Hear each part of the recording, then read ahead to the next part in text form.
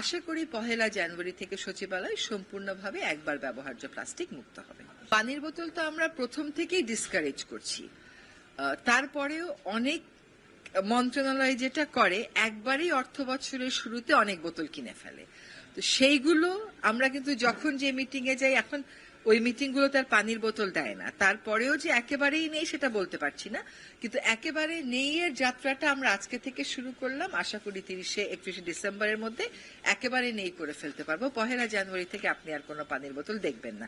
এখনো বেশিরভাগ মন্ত্রণালয়ে গেলেই আপনি আর এটা পাবেন না। ব্যবস্থা ঠিক না, এটা তো আসলে অভ্যাস পরিবর্তনের জন্য একটা মনিটরিং করছি।